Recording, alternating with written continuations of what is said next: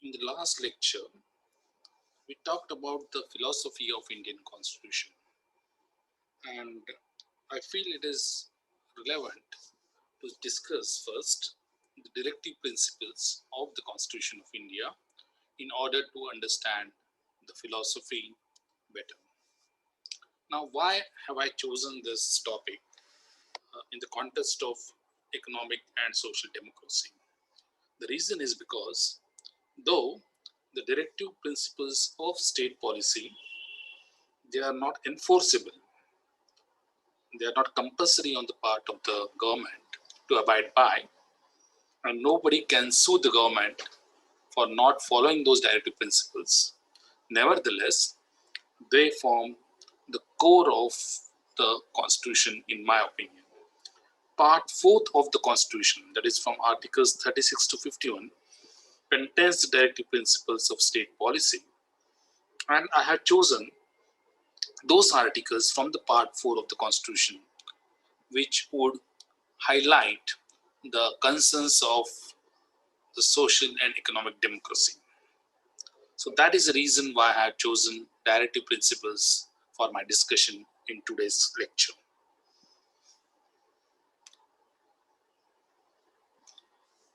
As I said, directive principles of state policy of India, they are found in the Part 4th of the Constitution of India, and they are simply the guidelines or the guiding principles given to the institutes governing the state of India. In other words, they are not enforceable, and this is important, they are not enforceable by any court. What are those directive principles and what is the ideology they are trying to bring forth, especially the context of social and economic democracy which we are discussing? We talked about the three important democracies in India which the forefathers, our freedom fighters, they had in mind, and one of it is achieved, that is the political democracy, but the other two, namely the social democracy and the economic democracy, we are yet to give the fruits to our Indian citizens. So let us discuss these articles, the articles which are relevant for social and economic democracy, uh, one by one. Article 38, if you look at the Article 38, what it talks about is what the government aims to do. And it says that government shall strive to promote the welfare of the people. Now, this is very important. When a responsibility is given to the government to promote the welfare of people, and in the framework of capitalism, it is called as welfare capitalism.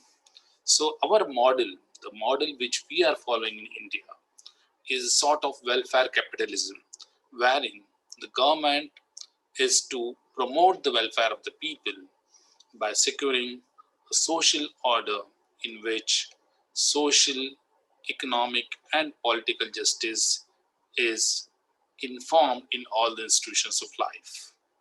So that is what is very important. That is the focus now of the Constitution, especially in the directive principles of state policies, the social, economic, and political justice.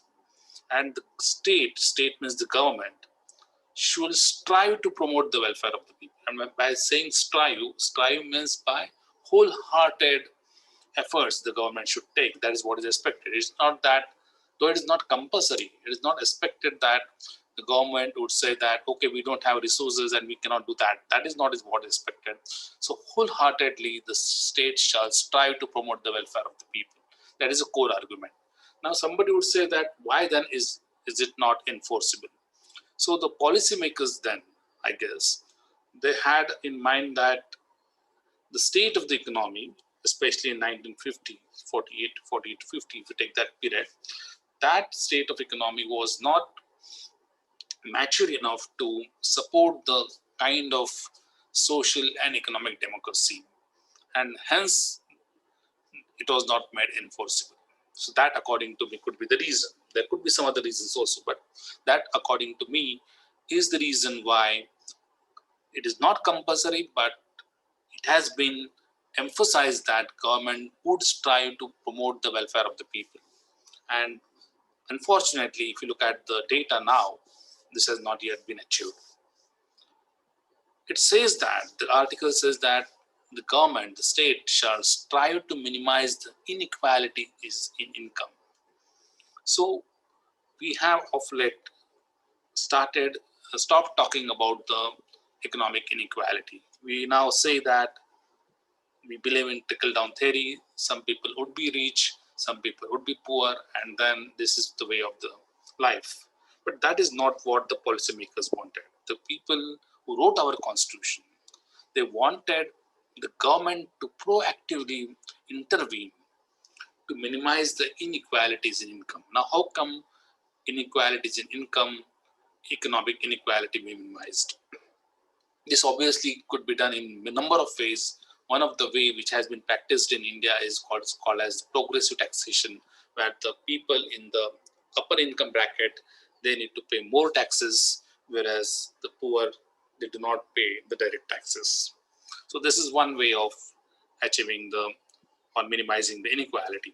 The other could be like there could be pay commissions wherein uh, the wages, the income is decided by certain norms, okay, and it's not left to the market forces. So this could be one way of eliminating the economic inequality. It means that it's not left to the market forces, the demand and supply, the wages, the income is not left to the market forces, right? So this is what is expected from the government, and that is what the Article 38 of our Constitution says. It is saying that the opportunity should also be equal, and not only among the individuals, but also among groups of people residing in different areas or engaged in different occasions. Now, what does that mean? It means that the constitution makers, they knew that there is a vast inequality across the region of India. Some parts of the country were developed, most of the parts were backward, and government should proactively see that this disparity is reduced. Then there are people, for example, the people who are in farming, they would be getting less income. The people who are in low skill jobs, they would be getting less income, whereas the people who are in some intellectual kind of jobs, white collar jobs, they would be getting more income. So this is not natural. And what the constitution says is that groups of the people residing in different areas or engaged in different occasions, with different professions, they should also get an equal opportunity, and their income levels should not differ much. Now, how one should achieve this, that is not stated, because that is a bit complicated. There were no real models available then. There were some models. For example, there was a model of United States, uh, there was a model of Soviet Russia, and these models the policymakers might have thought of, but maybe they were not convinced of taking a particular blueprint, and hence they simply left it as an article, and they left it to the future politicians, the people, future people, to look for the ways to find out the ways of minimizing the inequalities. So that what I guess was the focus of Article 38. So Article 38 is an important article in our discussion on social and economic democracy. Article 39 is quite a detailed kind of article wherein it talks of many good things. One important thing I like about it is it talks about the men and women, and it says that they should equally have the right to adequate means of livelihood. So you understand that this is not a fact even today. That is equal pay for men and women. If you find in rural areas, for example, or even in cities, for the same profession, might be that the women are paid less. That is one thing. The second most important thing is that women are not allowed to work. So this allowed to work in the sense that they're not allowed to work to gain a salary. Okay, that is what I mean by not allowed to work. They do work. They do a lot of work at home. So men and women equally have the right to have an adequate means of livelihood, and that is the vision you see, that not only men should be employed, but even the women should be employed. Okay, so this is a nice kind of a noble kind of vision which the Constitution gives us. The second thing is that it talks about the ownership and control of the resources of the community. So it does not say that the land ownership or the water ownership, this has to be left to the market forces. It says that these resources should be distributed to serve the needs of the community at large. Okay, and that is what we see later in the terms of irrigation policy, water policy, and all that, where the state tried to intervene. Okay, whether it intervened for good or bad, that could be a matter of debate. But yes, the government was allowed to take ownership. Land reforms were implemented in some places, for example. So this is what is called as the ownership and control of the material resources of the community. Okay, they need to be distributed to serve the needs of the community at large. Then there is a talk of operation of economic system. Now some people might say that it is it talking about whether the Constitution is talking about state capitalism? It need not be. What it says is that, and it does not specify a particular model. It does not specify a Soviet model. It does not specify the model of the United States of America. It simply gives certain guidelines. And what is that? It says that the operation of the economic system should not result in the concentration of wealth. Now that is what is we are seeing nowadays, that there are some industrial houses who have a lot of concentration of wealth in them. Means of production, that is the industries, are concentrated in the hands of few players, and that is not a competitive kind of environment. And this the policymakers thought was not good for the common people. It would lead to the detriment of the common people's interest. So this is an important thing. And then I talked about this, that there has to be an equal pay for equal work, and this pay has to be equal for both the men and women. Okay, so this we had a discussion. And a very important one is the concern about the health and strength of the workers, men and women, and of children. All these are written in the Constitution. Uh, this what we call it as the security of the workers in the industry workplace, and banning of the child labor. All these things, what is called as the empowerment of laborers working in the industry or at workplace, both men and women. This also is a part of Article 39. So very interesting Article 39. It talks about a socialist vision of the society. It is a socialist pattern of the society, not exactly socialism was the objective, but yes, it talked about the things like uh, empowerment of workers, having equal pay for both men and women, then seeing to it that the economic system does not result in concentration of wealth, and the means of production are not concentrated in the hands of the few. Okay, and everybody gets an opportunity to find a gainful employment. So these are noble kind of principles found in the Constitution, which would strengthen the economic democracy and social democracy. Uh, there was a period where I said that child laborers were employed in large numbers. Today we don't have that much, but that was clearly understood that the children, they have the right to education, right to have a decent childhood, all the children irrespective of their economic background, and that they should not be abused to work at a tender age, and the citizen should not be forced by economic necessity. Right now, what is this last one? Economic necessity. You find that there are some people who are engaged in occasions like cleaning the sewage. And even today, we hear the news of the death of the people working in the potholes. Okay, so that kind of occasions, they should be eliminated. Okay? And the people working in the factories where the fireworks crackers are made. Okay, fireworks are made. So these occasions are dangerous. They are lethal. Okay, and they are not to be pursued. So such occasions should cease, and the people should find gainful employment somewhere, or some other way of earning money. Okay, that is what was the vision of Article 39.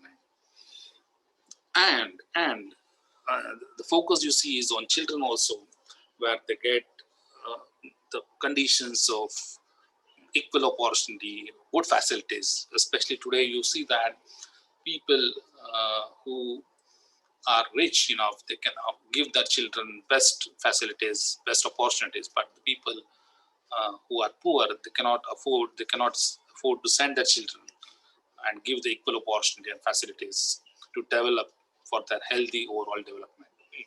So this was what was the concern about the policymakers, and they thought that the freedom and dignity of all the people, especially the children and youth, should be protected against exploitation.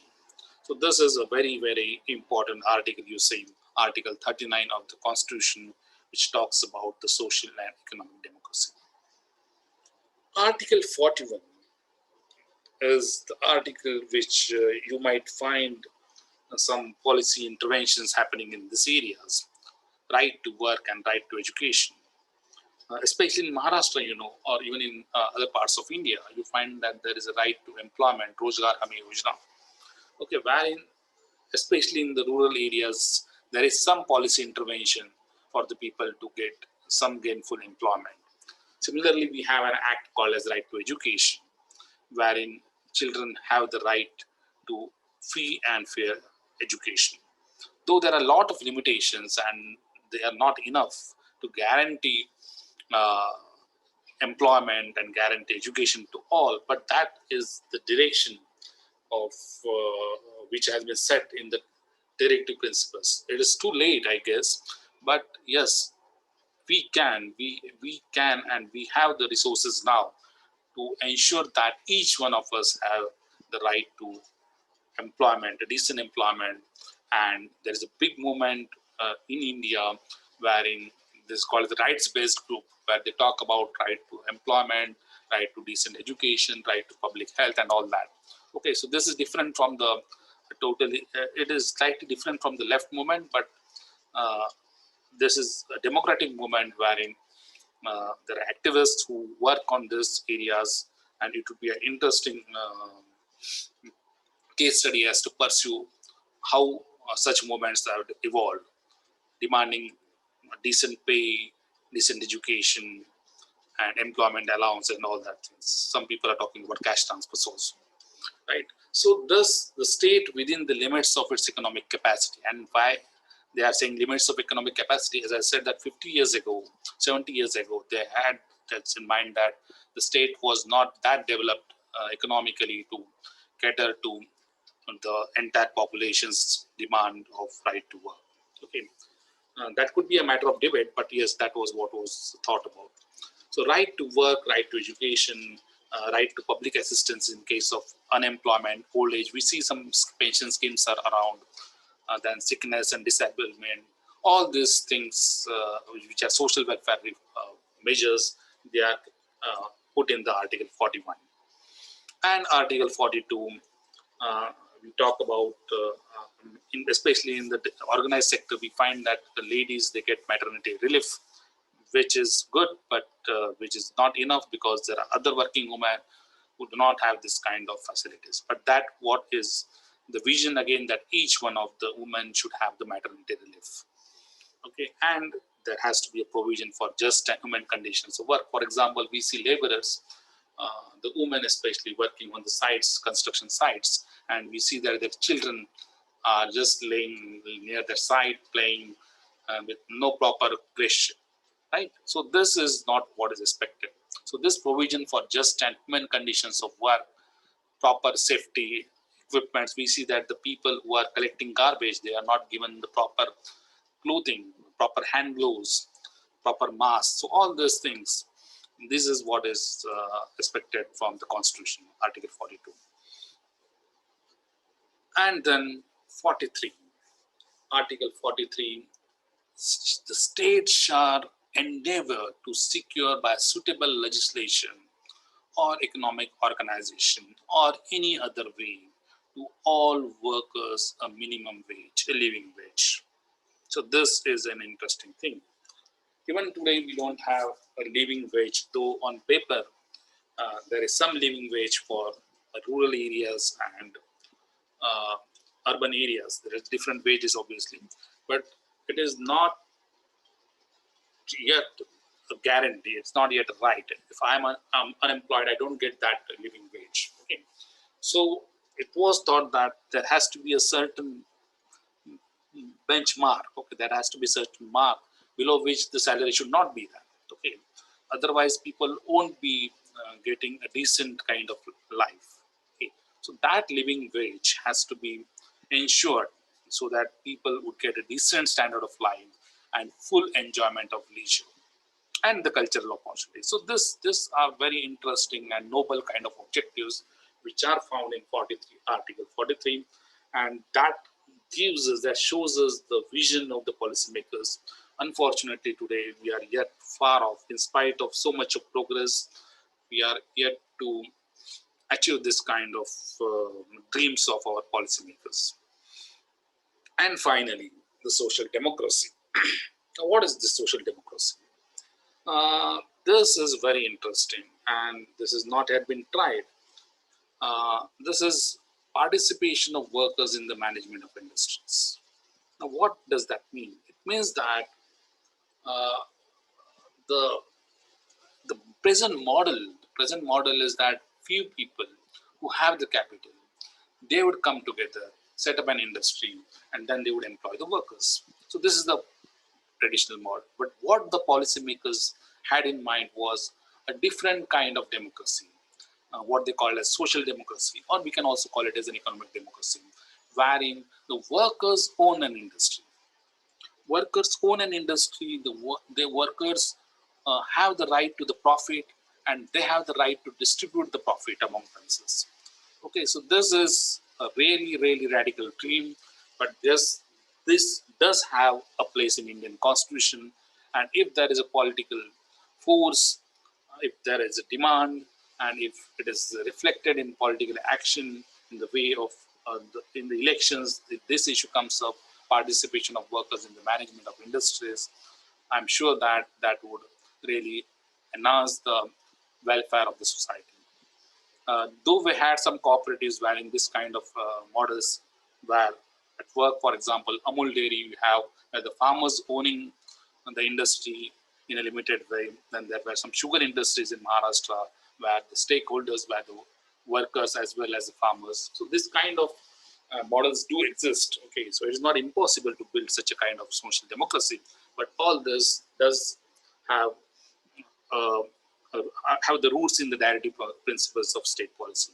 So let me just sum up saying that what the directive principles of state policies are they are the beautiful ideas which needs to be pursued and politicized in order to see that we mature as not only a political democracy but also a social and economic democracy. So this is why we had chosen this directive principles for my discussion. I hope that this you'll be taking further, you'll be having more discussion on the directive principles, and you'll be pressurizing the government to build a social and economic democracy, and hence thereby strengthen our political democracy. Thank you.